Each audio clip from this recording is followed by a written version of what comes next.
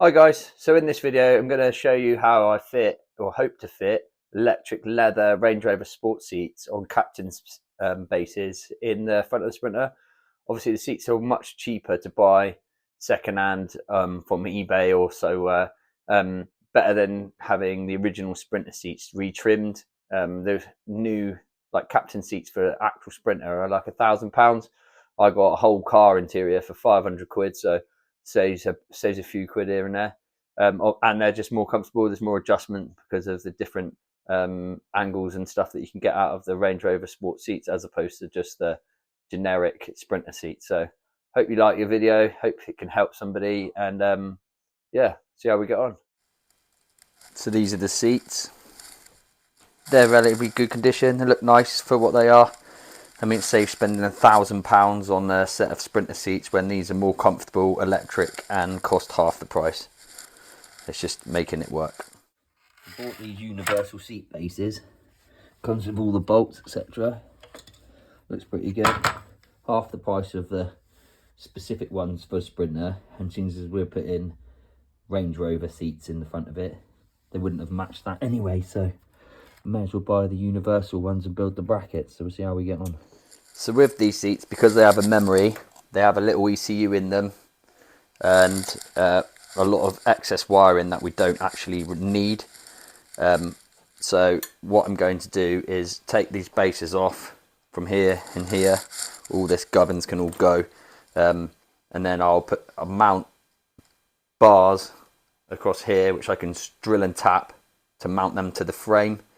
And these will just be reverse polarity motors, so I've only got to use like a window winder, momentary like 5-pin switch, and then I'll get full movement out of the situation, and I can throw all the rest of this rubbish away I don't actually need, and then it'll be working just fine. So as you can see on here, these are the purple and white wires, just for, I think it's for the back up and down, for example. This is what I mean by reverse polarity. So if I put a plus on the purple and a negative on the white, the motor will run one way. Then if I do it the opposite way around and put the minus on the negative on the purple and the plus on the white, it will go the other way, or so to speak. Be the same on every motor, allowing me to get rid of all of this. The only difference will be the heated base, which I'll put on a rocker switch, and I'll also put quite a mild fuse in there, so obviously if it gets too hot or whatever, it will trip the fuse every time instead of melting the seat. And the first thing to do though, be to take all these off, these nuts off, pull all the base to pieces, split the wires down, lift the base up, so seat up position, so, and then I'll be able to work from there. Obviously with it being winter, I'm inside, there ain't a lot of space, can't really get the camera in the best position, but we endeavour to carry on. What I'm going to do is take these nuts off, and put all this base to pieces. The 13 mils for anyone doing it. Okay, so I'm using like an impact gun, but you wouldn't need to, I just makes it quicker. They don't have a lot of weight to them, or tension rather. Not to lose all the bolts as we go.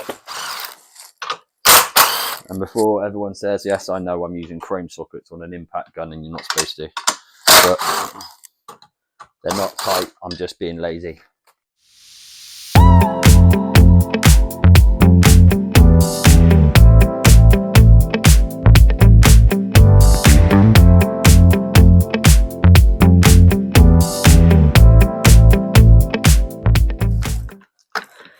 And there we go, that's what I was looking for. So there's the positive and the negative for this particular motor, which I think will lift it up and down. We need to try and fabricate something to get some wires on it. So basically we've got the positive and the negative attached to 2 drawing pins to give you like a precise point. And if I put the negative or the positive on one side of the motor, you see it go down, and if I do it on the other side, we can lift it right up. So I'm going to lift it right up so I can access all the other wires. And there we go, it's right the way up. Bit of bodge inlet, 2 pins, 2 wires. I'm sure there's an extremely expensive piece of equipment that you can use to do this, but meh, it is what it is. Now that that's up, I can take this loom out. No longer need that. But what we will do is take this backing plate off. In fact, I probably won't even do that. Spin this, and then I'll make my own version of this with quintessentially the same arrows, but on 2 different, on like window winder switches, like I said before. So all we now need is each separate wire for each separate motor, and everything else can get binned. So we know that purple and white is one set. We'll nip them off here. We know that purple and blue are another set. We'll nip them off.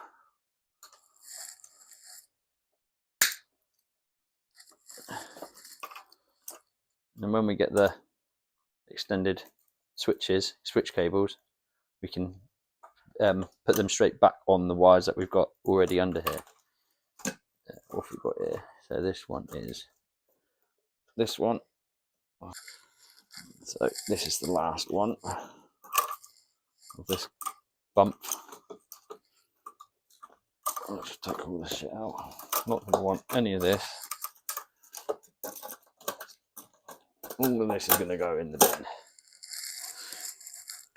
One of these is a heated seat. Possibly this one might be the heated seat. Or it might be these. Not entirely sure right now. I think it's probably these. I think it's a 2 temperature, so it will have, depending on which way the current goes, depends on the wires, but we'll nip them off because we don't need those. We'll cross that bridge when we come to it.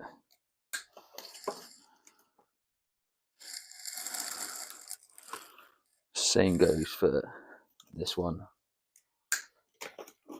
That's another potentially motor or something. That's the seat. What's this?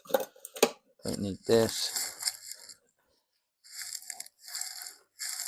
Presumably these are all for the airbag. Don't need them either.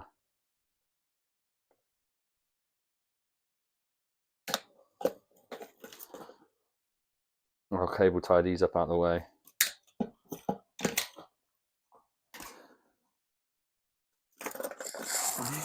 That's also, that might be the heat sensor for the seat. But I think we're now free of this loom.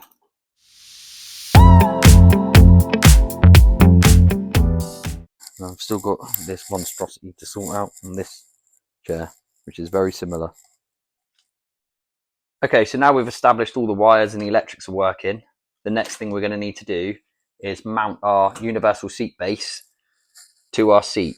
I think the way that I'm going to do this is cut a piece of bar that's the same width as this, or just under, so I think it's 375 is what I'm going to need to cut it to, because the gap is 377. Then I'll drill it, and they will bolt into these tapped holes on the seat base. I'll cut them off first, make sure they're the right size, and then I'll drill and tap them to this.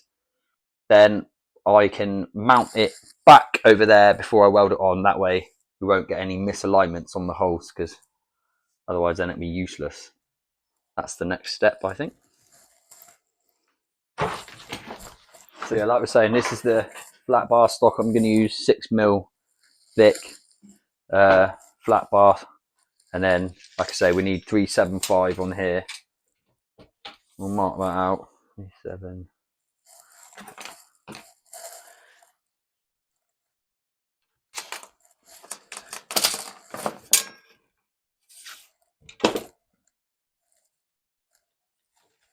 You've got a nice line there. I don't suppose you can see it very well on the camera, but that's 375. And it's just a case of cutting that now.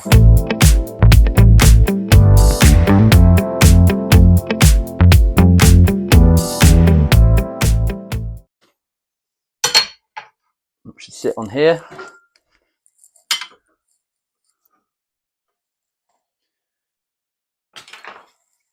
And obviously it needs a bit of tidying up. I need to file down the ends, but they shall sit in there.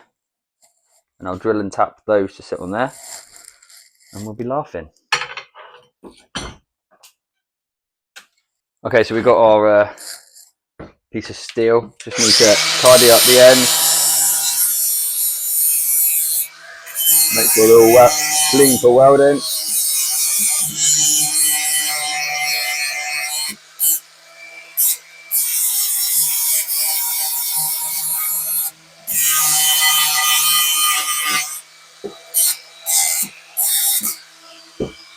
Same on the other end.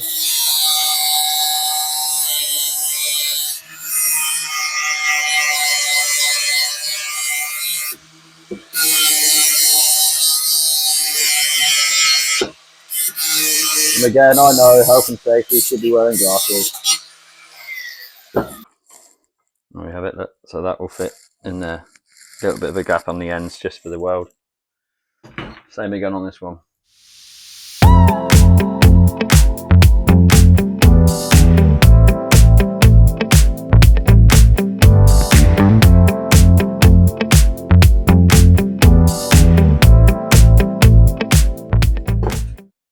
So we have our bar sanded at the end. Well, obviously didn't sand that end like an idiot. Mark where the holes are going to go for the threaded bar on the seat. Drill through here. This is the bolts that came with the kit, so I'm assuming they will just bolt straight into there. Job's a good one.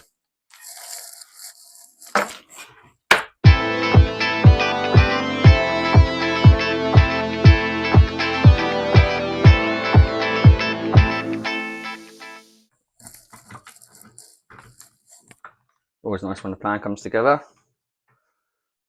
Boom. Obviously need to be tightened up, but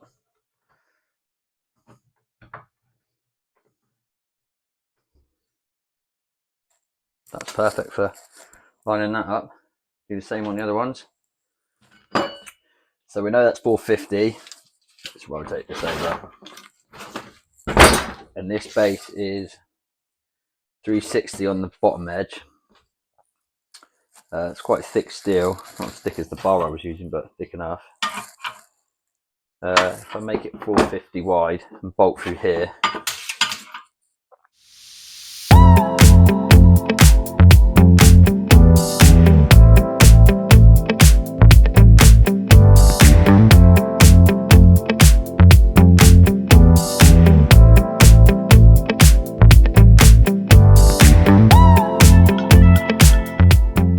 put them on the top, weld through from the bottom. I think we need to go in from the bottom, but then this seems to be a gap. We'll put them in from the top. We'll do it like that. It's going to be our best bet. The best thing I'm going to do is put a little tack. Let's just measure that first.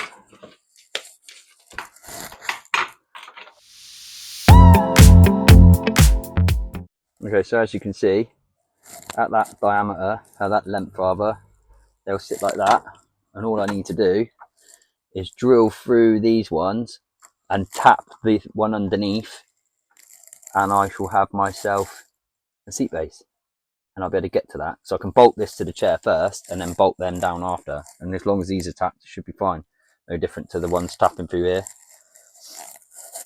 Might be worth, once it's tapped, to then put a nut on the end of the tap just to give it that little bit of extra support. But there we go. It's going to work. Just need to seam that in now and build two more. So here we are. I've soldered in all the wiring loom. Each one of these switches, which has got 5 wires, goes to one of these, a momentary switch, and that then goes to each motor, providing it with 2-way electrics to make the switch work. The seat has got a plug on the end of it now, so I can plug it into an ignition live on the van. And so the next step will be to cut off this piece just a bit, so that when the switches are in, they don't catch that when it goes in. I've already made the panel. These, oh, excuse me. These obviously go in these. And I did this exactly the same as the other videos when I was showing you how to do headliners. It's just basically a headliner panel, which I made, put in there for the switches. And then I need to trim the bottom of this off so it doesn't catch when it rotates. But that's the next step. Okay, so that's all now cut off. Just a case of fitting this switch panel on the side here, connecting those switches up, and this seat is ready to go. And there we have it. 2 Range Rover Sport front seats in Sprinter. Everything working as it should. Forward, backward, back, up and down. As you can see, you got the whole seat up and down, and the base up and down. And when it's all lifted right up,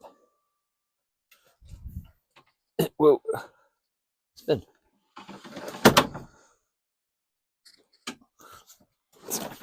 There we go.